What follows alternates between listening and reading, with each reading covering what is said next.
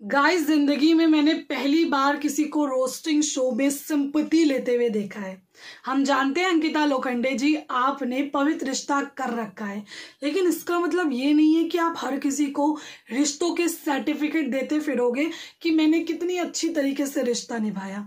Big boss के घर में रोस्टिंग टास्क हुआ, उसी दौरान आयशा का एलिमिनेशन भी हुआ, लेकिन जब यहाँ पर बारी आती है अंकिता लोखंडे की, तो वैसे तो उन्होंने लिख रखे थे, लिखवाए थे, यानी कि जो लिखवाने के लिए आए थे स्क्रीन राइटर, उन्होंने 3-4 पन्ने लिखवाए, लेकिन उसमें पूरी की पूरी कहानी है, रोस्टिंग नहीं है। अंकिता लोखंडे को खुद हंसी नहीं आ रही थी अपनी स्क्रिप्ट देख करके, इसलिए उन्होंने बोल दिया कि आप लोगों को हंसी नहीं आएगी, लेकिन मुझे जो बोलना है ना वो मैं बोलूंगी।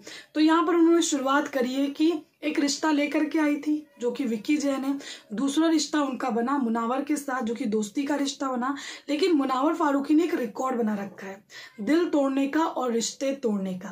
साथ ही उन्होंने ये भी कहा कि जब मैंने उससे पूछा ना कि तुमको किस चीज का पछतावा होगा, तो उसने कहा बॉटल टूटने का। तो यहाँ पर ये कहती हुई नजर आती है, हाँ यहाँ पर ढक्कन को तो दर्द होगा, दुख होगा, यहाँ पर होगा, बुरा लगेगा बॉटल टूटने का। इस तरीके का इनका रोस्टिंग था। रोस्टिंग में रोस्टिंग कम ये दिखाना ज्यादा था कि मैंने किस तरीके से अपने रिश्तों को निभाया है, लेकिन मुनावर ने कभी कोई रिश्ता नहीं निभाया। तो चलिए आपको बताते हैं कि किस तरीके से मुनावर ने रिश्ता निभाया और इन्होंने किस तरीके से रिश्तों को निभाया है। यहाँ पर मुनावर फारूकी जताता नहीं है, तो इसका मतलब ये नहीं कि उसने रिश्तों को नहीं निभाया है। हम बहुत पीछे नहीं जाएंगे, अभी थोड़े दिन पहले की बात बता देती हूँ, आपने भी देखा होगा मुनावर फारूकी ने इनको बनाया था कैप्टन। बिग बॉस के घर में अगर आप अपनी दोस्ती को प्रूव करते हो या फिर आप उसका स्टैंड लेते हो या फिर कोई टास्क होता है, कोई भी चीज होती है, नॉमिनेशन हो गया या कैप्टनसी टास्क हो गया, उसमें आप अपने पर्सन को प्रायोरिटी देते हो। मुनावर फारूकी ने यहाँ पर अंकिता लोखंडे को कैप्टन बनाया। मुनावर के दम पर वो कैप्टन बनी थी, ना कि ईशा के दम पर, ना कि औरा के दम पर, ना कि बिग बॉस के दम पर।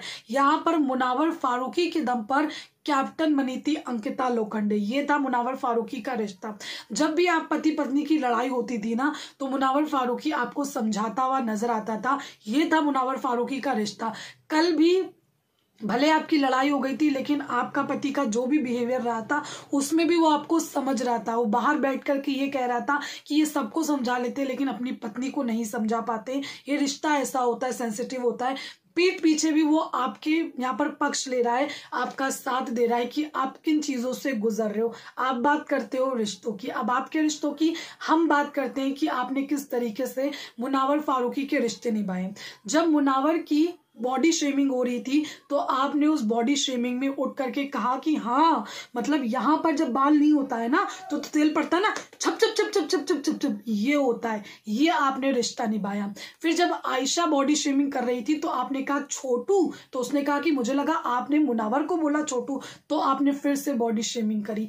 जब आयशा खान बिग बॉस के घर में आई तो आप पति पत्नी खुशी से झूम उठे, क्योंकि इतने टाइम से आपको मुनावर कॉम्पिटिशन लग रहा था, मुनावर को कोई तोड़ नहीं पा रहा था। फिर एक पॉइंट आया जहां पर आपको लगा कि यहाँ पर तो मुनावर को तोड़ सकते हैं, फिर आप पति पत्नी खुशी से झूम उठे, चीजों को जानने के लिए बेकरार थे, अरे मुन्ना भी ऐसा है, मुन्ना ऐसा है।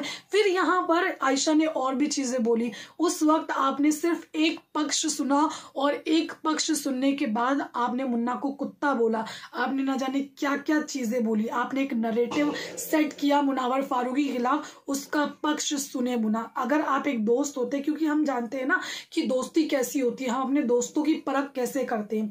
देखिए, हर इंसान जब तक कि आपका सुख दुख हर चीज रहेगी, वो इंसान आपके साथ खड़ा रहेगा। अगर वही इंसान आपके दुख में भी आपके साथ खड़ा है, आपके दुख को समझ रहा है, उससे बेटर दोस्त आपको जिंदगी में कहीं नहीं मिलेगा। तो अंकिता लोखंडे, आप जो दावा कर रही थी ना कि आप मुनावर फारूकी की दोस्त हो, दोस्त तो आप बिल्कुल भी नहीं हो। मुनावर फारूकी को ये चीज बहुत अच्छी तरीके से रियलाइज हो चुकी है। कहीं ना कहीं उसको पता था कि आप किस तरीके से मजाक उड़ाते हो, आप किस तरीके से पीठ पीछे बातें करते हो। दोनों पति पत्नी दोनों तरफ यहाँ पर बैगन के थाली बन करके दोनों तरफ घूमते हुए नजर आते हो। इनफैक्ट यहाँ पर एक खुशी की बात होती है, भले आप टास्क हार गए थे लेकिन आप दावा करते हो ना कि आपने मुनावर से रिश्ता निभाया, पल भर में रिश्ता खत्म हो गया। मतलब एक दोस्त आपका फिनाले वीक में पहुंचा है, आपको इनसिक्योरिटी थी, आपको गुस्सा था, खुशी बिल्कुल भी नहीं थी। अचानक से आपने कहना स्टार्ट कर दिया कि वो डिजर्व नहीं करता है, बल्कि आप खुद भी अपनी रियलिटी जानते हो कि आप खुद डिजर्व नहीं करते हो। आप 1 बजे तक के सोते हो, सो के उठने के बाद पति से लड़ते हो, जब पति किसी के साथ बैठा होता है तो उस तीसरे शख्स के साथ भी आप लड़ते हो। ये पैटर्न आपका बिग बॉस के घर में रहा है। जब आप देखते हो कि बहुत ओवर हो गया है, फिर आप थोड़ा सा रो लेते हो। ये सारी चीजें हमने 3 महीने में आपकी देखी है। फिलहाल क्या कहना है आपका, कमेंट करके जरूर बताइए। Thank you.